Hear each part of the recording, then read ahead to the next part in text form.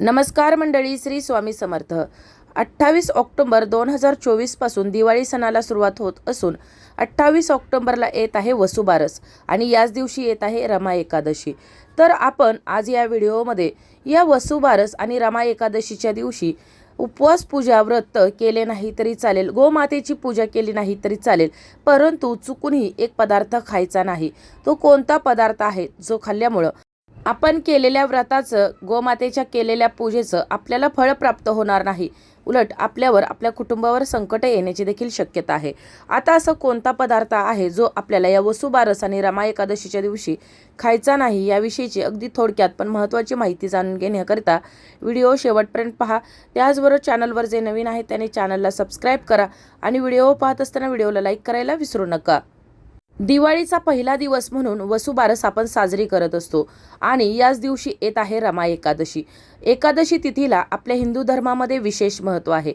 भगवान श्री हरिविष्णूंना ही एकादशी तिथी समर्पित असून या दिवशी जर आपण काही उपाय केले, भगवान श्री हरिविष्णूंची पूजा सेवा केली, तर भगवान श्री हरिविष्णू त्यांच्यासोबतच माता लक्ष्मीची आपल्यावर, आपल्या कुटुंबावर कृपा राहते. पण चुकून आपण जर एकादशीच्या दिवशी नकळत जर काही चुका केल्या तर आपण केलेल्या व्रताचं आपल्याला फळ प्राप्त तर होतच नाही, माता लक्ष्मी नाराज होऊन आपल्या घरातून निघून जाते. आता जो पहिला पदार्थ आहे जो आपल्याला चुकूनही या एकादशीच्या दिवशी खायचा नाही, तर तो पदार्थ आहे भात. आपल्या हिंदू धर्मशास्त्रानुसार एकादशी तिथीला भात खाण्यास मनाई केलेली आहे. एकादशीच्या दिवशी भात खाल्ल्यास ते मांसाहार खाल्ल्याच्या बरोबरीचं मानलं जातं आणि म्हणूनच आपण काहीही झालं तरी देखील या एकादशी तिथीला, कोणतीही एकादशी तिथी असेल, दर महिन्याला एकादशी तिथी येत असते, या एकादशीला चुकूनही आपण भात खायचा नाही. असं म्हणतात की माता भगवतीच्या कोपापासून वाचण्यासाठी महर्षी मेधा यांनी आपल्या शरीराचा त्याग केला होता. त्यानंतर त्यांच्या शरीराचे काही भाग पृथ्वीमध्ये विलीन झाले होते आणि त्या दिवशी एकादशी तिथी होती. असं म्हणतात की महर्षी मेधा यांचा जन्म पृथ्वीवर तांदूळ रूपात झाला आणि म्हणूनच तांदूळ हे सजीव मानले जातात आणि त्यामुळं एकादशीच्या दिवशी चुकूनही भात खाल्ला जात नाही. एकादशीच्या दिवशी भात खाणे म्हणजेच महर्षी मेधा यांचं मांस आणि रक्त सेवन केल्यासारखं मानलं जातं आणि म्हणूनच या दिवशी भात खाल्ला जात नाही. त्याचबरोबर एकादशीच्या दिवशी भात न खाण्याचं एक शास्त्रीय कारण देखील सांगितलं जातं. असं म्हणतात की तांदळामध्ये पाण्याचं प्रमाण अधिक असतं आणि चंद्राचा पाण्यावर अधिक प्रभाव असतो. चंद्र हा मनाचा अधिपती ग्रह आहे आणि भात खाल्ल्याने आपल्या शरीरातील पाण्याचे प्रमाण वाढते.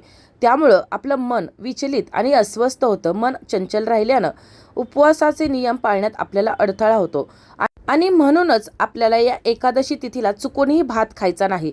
भात खाणं आपल्याला टाळायचं आहे. त्याचबरोबर आपल्याला बार्लीचंही या दिवशी सेवन करायचं नाही. एकादशी तिथीला लसूण, कांदा किंवा मांसाहार हे जे तामसिक पदार्थ आहेत तर ते देखील चुकूनही खायचे नाहीत, हे टाळायचे आहेत.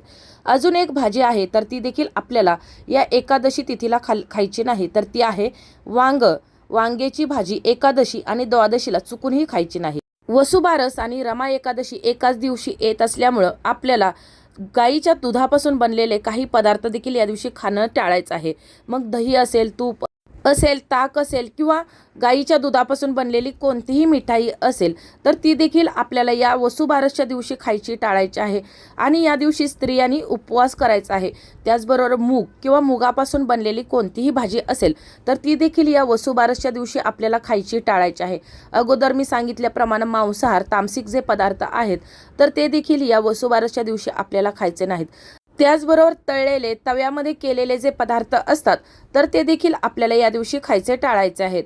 वसुबारसच्या दिवशी बाजरीची भाकरी आणि गवारीच्या भाजीला विशेष मान असतो, म्हणूनच आपण देखील या वसुबारसच्या दिवशी बाजरीची भाकरी आणि गवारीची भाजी खायची आहे. आपण जरी उपवास करत नसलो तरी देखील आपल्याला हे जे मी सांगितलेले पदार्थ आहेत तर हे पदार्थ चुकूनही खायचे नाहीत, हे टाळायचे आहेत. त्याचबरोबर या दिवशी सुपारीचं पान देखील खाऊ नये. आपल्या हिंदू धर्मामध्ये पान खाण्यास या दिवशी मनाई केलेली आहे. एकादशी तिथीला महिलांनी चुकूनही केस धुवायचे नाहीत. त्याचबरोबर नख कापणं, केस कापणं हे देखील अशुभ मानलं जातं. तुम्ही जरी एकादशीचे व्रत करत असाल किंवा नसाल तरी देखील या दिवशी काळ्या रंगाची वस्त्र चुकूनही परिधान करायची नाहीत. शक्य असेल तर या दिवशी तुम्ही पिवळ्या रंगाची किंवा लाल रंगाची वस्त्र परिधान करायची आहेत. अगोदर सांगितल्याप्रमाणे या दिवशी मांस, मद्य किंवा तामसिक जे पदार्थ आहेत तर ते चुकूनही खायचे नाहीत. एकादशी तिथीला तुळशी मातेचं निर्जला व्रत असतं आणि त्यामुळं चुकूनही तुळशीला स्पर्श करायचा नाही किंवा तुळशीला जल अर्पण करायचं नाही. जर तुम्ही तुळशीला जल अर्पण करत असाल तर तुम्ही केलेल्या व्रताचं तुम्हाला फळ प्राप्त होणार नाही. त्याचबरोबर मी अगोदर सांगितल्याप्रमाणे दूध किंवा दुधापासून बनलेला कोणताही पदार्थ या दिवशी चुकूनही खायचा नाही. इतर एकादशी तिथीला तुम्ही दुधापासून बनलेले कोणतेही पदार्थ खाऊ शकता, परंतु रमा एकादशी आणि वसुबारस एकाच दिवशी येत असल्यामुळं आपण या वसुबारसच्या दिवशी दुधापासून बनलेले कोणतेही पदार्थ खाऊ शकत नाही. त्याचबरोबर या दिवशी गोमातेची देखील आपल्याला सेवा करायची आहे. गोमातेला आपल्याला हिरवा चारा, त्याचबरोबर मुठभर चण्याची डाळ आणि एक चपाती गुळाचा खडा खायला घालायचा आहे. त्याचबरोबर या दिवशी बाजरीची भाकरी आणि गवारीची भाजी याला विशेष मान असतो आणि हाच नैवेद्य गोमातेला आपल्याला द्यायचा आहे, खायला घालायचा आहे. जरी तुमच्याकडे गोमाता नसेल, गाय वासरू नसेल, तरी देखील तुम्ही गोमातेच्या मूर्तीची किंवा प्रतिमेची स्थापना करून त्यांची पूजा करू शकता. त्यावेळेला देखील त्यांना नैवेद्य स्वरूपात आपण ही बाजरीची भाकरी आणि गवारीची शेंग अर्पण करायची आहे आणि नंतर आपण प्रसाद स्वरूपात ही बाजरीची भाकरी गवारीची शेंग खाऊ शकता. तर अशा प्रकारे आपल्याला या वसुबारस आणि रमा एकादशीच्या दिवशी मी ज्या काही वस्तू सांगितलेल्या आहेत, पदार्थ सांगितलेले आहेत, तर ते खायचे टाळायचे आहेत. त्यामध्ये सर्वप्रथम जो पदार्थ मुख्यतः आपल्याला खायचा टाळायचा आहे तर तो म्हणजेच भात. चुकूनही या दिवशी आपल्याला भात खायचा नाही.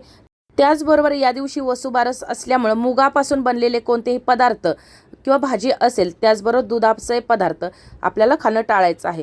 तर अशा प्रकारे आपल्याची ही माहिती, आजचा हा व्हिडिओ इथंच थांबवते. ही माहिती, हा व्हिडिओ तुम्हाला कसा वाटला कमेंट करून जरूर कळवा. माहिती आवडली असेल तर व्हिडिओला लाईक करा, चॅनलला सबस्क्राईब करा आणि हा व्हिडिओ जास्तीत जास्त शेअर करा. धन्यवाद.